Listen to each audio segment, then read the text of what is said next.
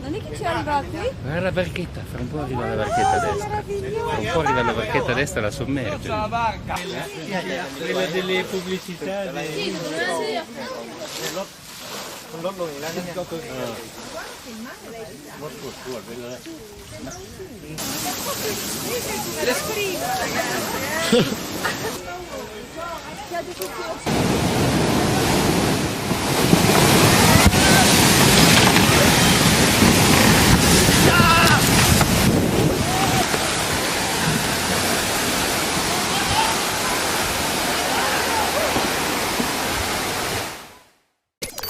The year is 1912, and a theory of tectonic plates has just been proposed. The year is now 1950 to 1970s, and the theory of tectonic plates has been modernized. And what we learned is Indonesia's fucked. If we take a look at the plates, the Eurasian plate covers most of Indonesia, but along with it, it is covered by the Filipino plate, along with the Pacific time plate, along with it, the Australian plate. And if you're technical, it could be considered a part of the Indian plate. With all these plates gathered around it, it is inevitable that an earthquake will fuck up this process. Fast forward a little bit. The year's 2004, on December 25th. The land is not as broken as it is now, or was going to be. The day comes. Western Indonesian time, 7:58, on December 26th. On the coast of an earthquake with a magnitude of 8.8 hits the coastline. A magnitude this powerful is questionable at its size, and for what it's been, it appeared to have been a subduction fault.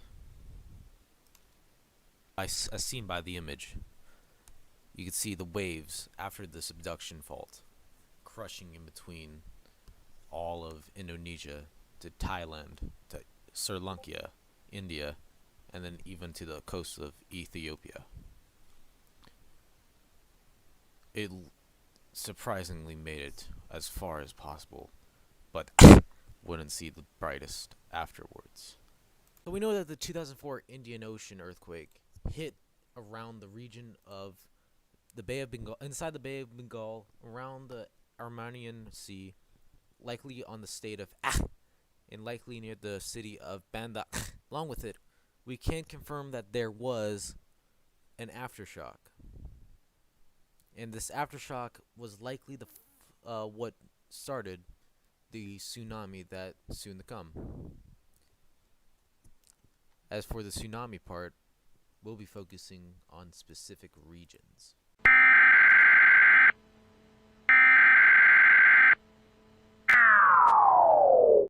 The first signs of the earthquake were now over, and the aftershock that came after it was over. But this wasn't the worst that could have came out. The tsunami came afterwards, and it inflicted more damage than the earthquake. While the earthquake hit the ocean, it was way worse than we could have thought it could have done. The tsunami begun as the ocean was displayed of water due to the subduction fault. Due to this, the waves were around 310 miles per hour to 620 miles per hour. Okay, basically, this is at least 3 Nakito avocados combined into one. This isn't the worst out of it. While this could inflict damage to your ribs and maybe break your body, what was worse was the average height of the waves. It was estimated the waves were around 10 meters at height, essentially 35, maybe 34 feet tall. The average person is at least 5 feet to 6 feet tall. Essentially, you're not outrunning this bitch Nå danner det seg en liten ny bølge her. Ja. Kommer en liten en. Nå tenker jeg den er 3-4-5 ganger, tenker jeg.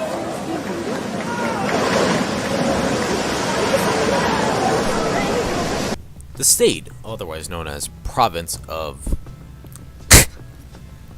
was the most severe and, of course, was the closest to the earthquake. The main city, Bangla, is the closest major city and suffered at least 167,000 casualties, unfortunately. The waves have hit the land, and the land looks like fucking South Detroit. Generally, the waves were so horrible that it literally looks like a street down South Detroit. Along with it, many coastal ships, such as boats, maybe even a yacht that's probably full of a bunch of rich people. Yeah, you're not hoping to last long. It's basically a death wish. Our next place is Sri Lanka. Sri Lanka, being an independent nation in this case, had been hit by the tsunami, not as powerful, but did inflict at least some minor damage. Funny enough, in Australian in Balakota, or in Indian term, Belakotia, a fishing boat was seen on a house. Now that's maybe one of the funniest images I've ever seen. While the casualties were less than approximately more were fucking destroyed. Many of these were wooden houses built in the Stone Age, and with 35,000 killed by the tsunami, it is less, but I mean, I'd rather be living it than Sri Lanka if this is the case. Thailand, another place that's close by to the earthquake, and the tsunami should have dealt at least the same amount of damage as Sri Lanka, but evidently only 8,000 people had perished this time. And fun fact, due to there being tourists, due to it being Christmas, the waves, well, certainly drifted them away. A Thai naval boat was stranded at least almost 2 miles away from the coastline. The other islands, such as Kalabaka, had been damaged with around 5,000 killed, which is, fuck.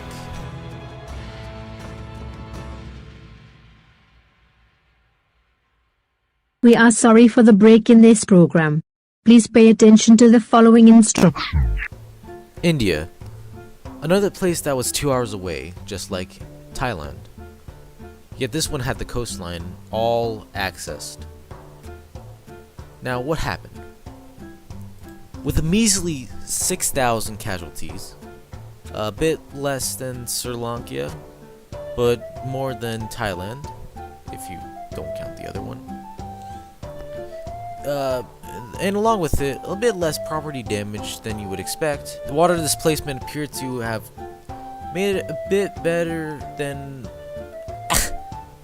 but with more than less, it wasn't as bad as you would expect.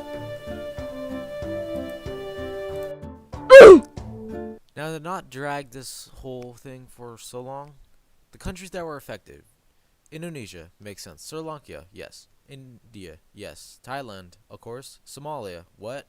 Marathon, probably. Maldives, yeah. Malaysia, it's in Indonesia. Tanzania, huh? Sexkalia, what? Bangladesh, okay. South Africa, that's on the other side of the world. Yemen, what the fuck? Kenya, Madagascar, what the fuck? Don't tell me the lion died. Now we get to the sad part, the humanitarian response. With the shortage of food, water, and along with it, economical damage, it was obvious that the people would likely protest, riot, and along with it, disease was spreading such as cholera, diphtheria, dysentery, typhoid, along with it, hepatitis A and B, as the water was undrinkable and the sanitation could have spread coronavirus.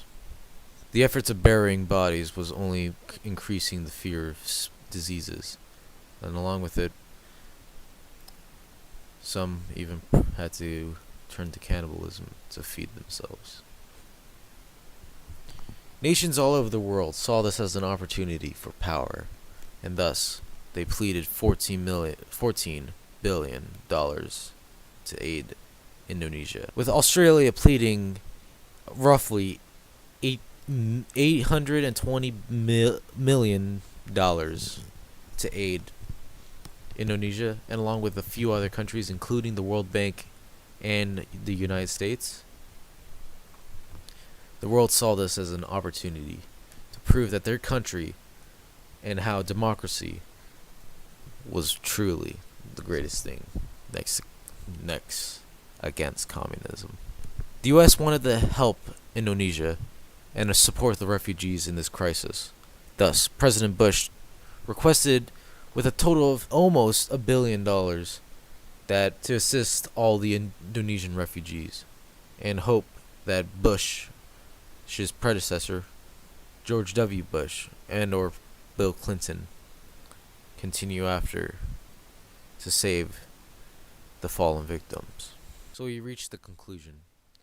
What can we conclude out of the Indonesian massacre, or the Indonesian tsunami in this case?